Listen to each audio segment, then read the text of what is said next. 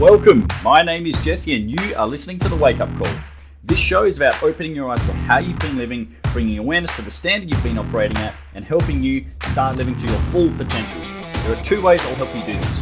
One, by disciplining your mind, and two, by strengthening your body.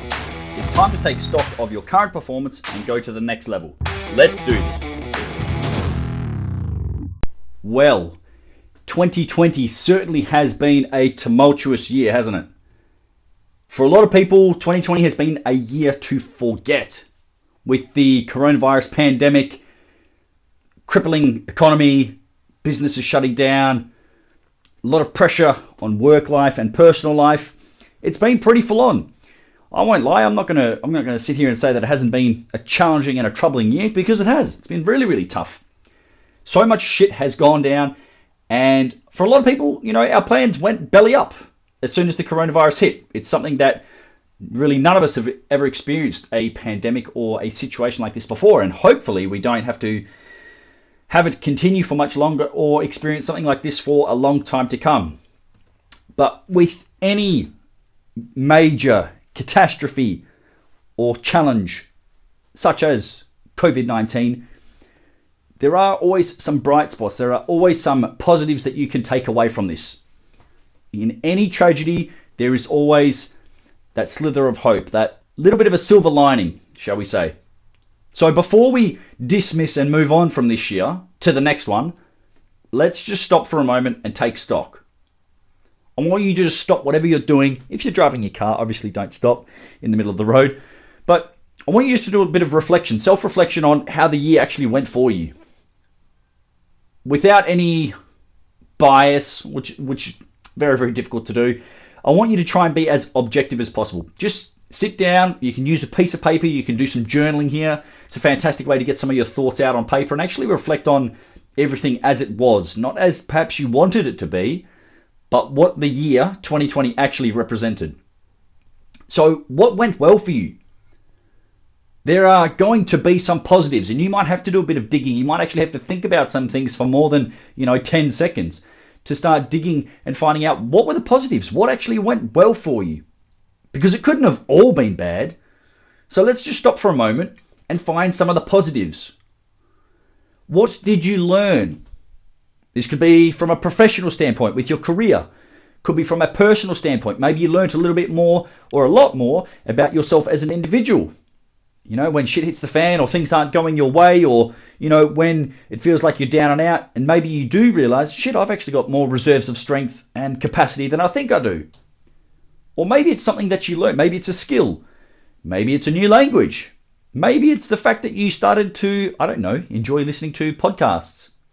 Or you started reading books and thinking, maybe I'm not as dumb as I think I am. Or maybe I actually can learn stuff and improve. And so maybe you're starting to go down that rabbit hole of developing a growth mindset. These are all great things. These are positives. These are big ticks. So you want to actually start to write these things down. What went well for me? What did I learn? I want you to ask yourself the question, how did you adapt and respond to COVID-19? Because some people are still reeling. Some people are still bashing their head against the wall and thinking, why me? Why did this happen to me? It wasn't just you. It wasn't just your area. This is a global pandemic. This happened to the whole fucking world. But how did your team, how did your environment, how did your family respond to that situation? What did you learn about yourself as an individual? Like I kind of already mentioned, some people chose to have certain outlets or vices that maybe took you off track, whether it be food, whether it be alcohol, whether it be drugs. What did you learn about yourself? Where are you vulnerable and where are you weak? So where are your weak points? So if you know for yourself when things go badly, when your schedule gets really busy, when the levels of stress start rising and it feels like the kettle is about to boil, what are your weak points? What do you do? How do you respond? Do you actually respond, or is it an immediate and an emotional reaction? Maybe it's turning to food. Maybe it's lashing out at other people. I don't know. But if you take the time to actually dig deep enough and start to pull back the layers of the onion, you will see who you are at your core. And you'll see where your weak areas are, where the cracks in your armor are. And if you can actually identify what they are in the first place, this is a good thing. It's not something you need to dwell on. You need an awareness of, where your weak points are and what is holding you back and letting you down, so that then you can actually patch them up. And I'm not saying put like a little fucking band-aid on it here. I'm talking about forging a new solid piece of armor that becomes unbreakable, that becomes indestructible, becomes more robust and resilient to shit times, to challenges, because life is full of them. But if you never actually stop and think, yeah, that actually knocked me for six, that hit me pretty fucking hard, I didn't really respond well to that knocked me about for probably a lot longer than it should have. If you don't stop and think about these things and what you're going to do the next time something like that happens, it's just going to keep punching you in the face. It's going to keep knocking you around until one or two things happen. It knocks you for six and you can no longer get up off the canvas, or you put your hand up and you block it and say, I've had enough of being hit in the face. I'm going to do something about it. I'm going to start to take control and take charge of the situation because I'm sick of being punched in the face.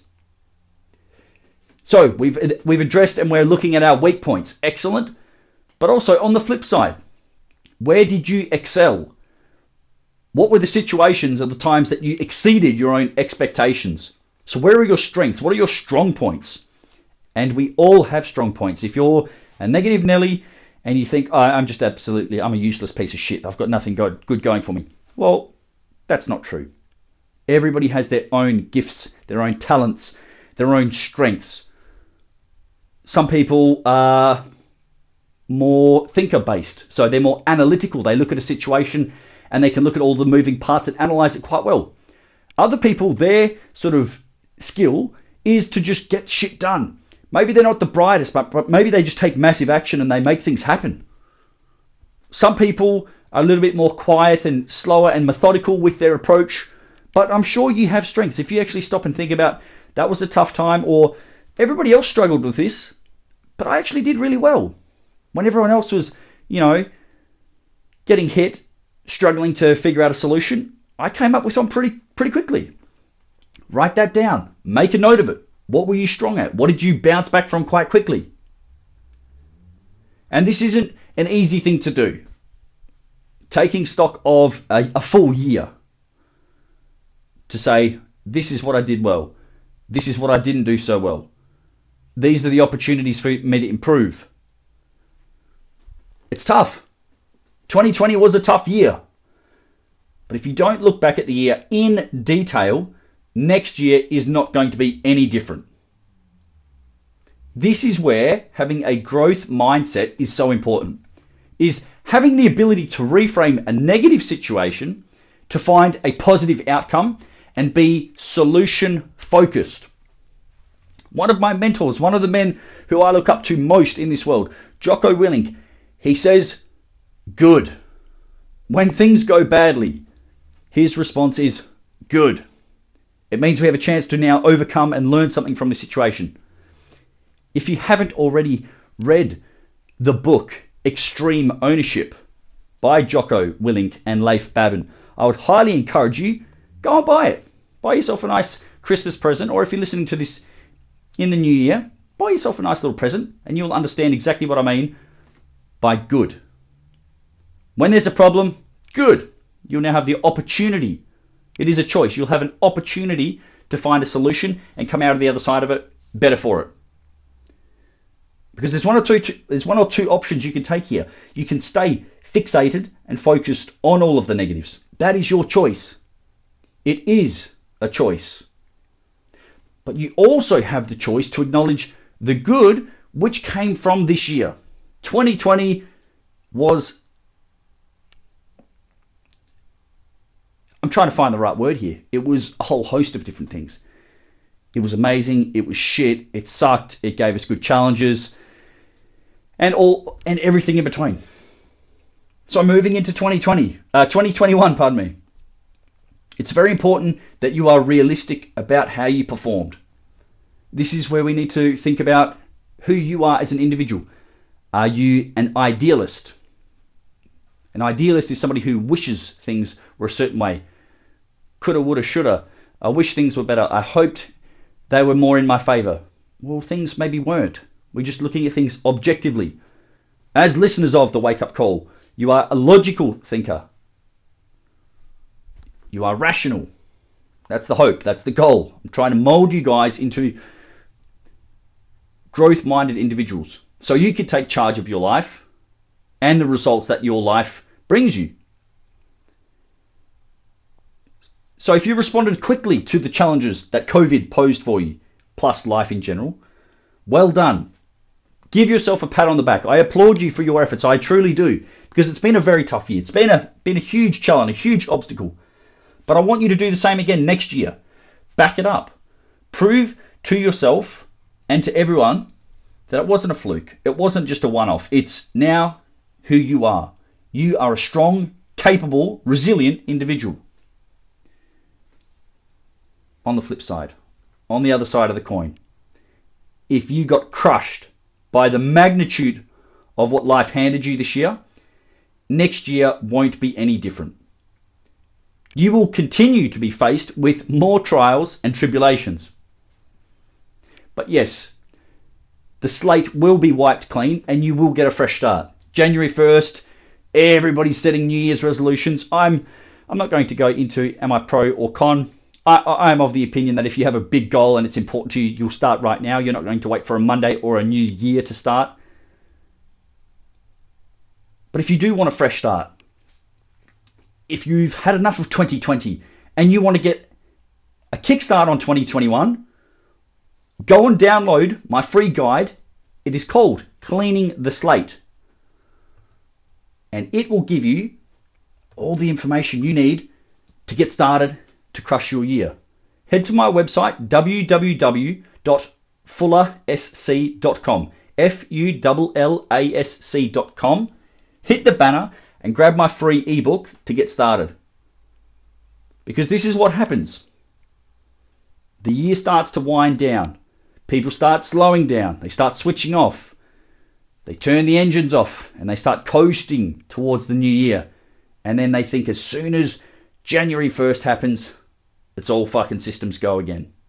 You're going to go from an idling engine or an engine that is being switched off completely, and you think you're going to be able to switch back on, back to that full function by clicking the fingers together. That doesn't happen. It simply does not happen. Nothing happens until something moves. There's a quote from Albert Einstein. Nothing happens until something moves. This is something I want you to remember as this year ends and the new one begins. Your life won't suddenly improve because the year is finished. Because 2020 has clocked off. That's not going to change anything. Sure, a few digits will be changed when you write the date. We no longer write December, we write January.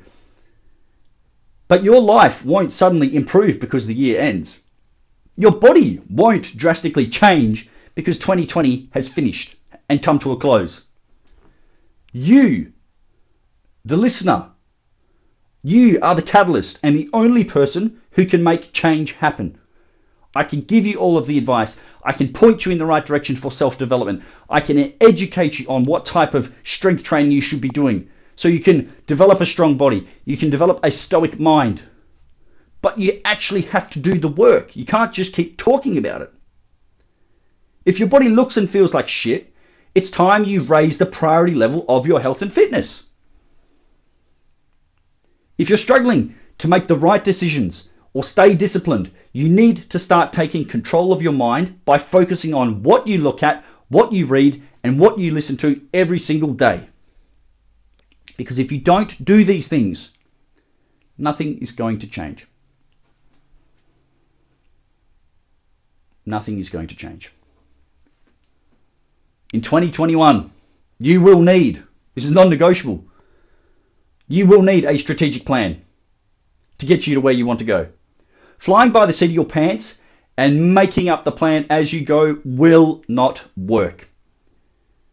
It just won't. You'll go from week to week not knowing if what you're doing is the right thing to do or not, and you're not going to know if you're on the right track or not. Please do not let this be your mindset and attitude. Don't be saying shit like this to make yourself feel motivated or to justify why the last few years have kicked you in the face. This is something I find this really funny. But the funny thing is, people actually say this. People say things like this. Oh, next year's my year. I'm going to absolutely dominate it. 2019 was practice. 2020 was a warm-up. 2021 is game time. It's the real deal. I'm going to get my shit together. No, you're not. Every day, every week, and every year is the real deal. You don't get another year because you fucked up or you let this one pass you by. You are not a special snowflake who gets an extra credit of a year because you didn't want to take action this year. You wanted to start on Monday or you want to start next year. That year's fucking gone, mate. Next year, if that's your attitude, next year will be exactly as it should be. It'll be the same as this year. It's not going to be what you want it to be.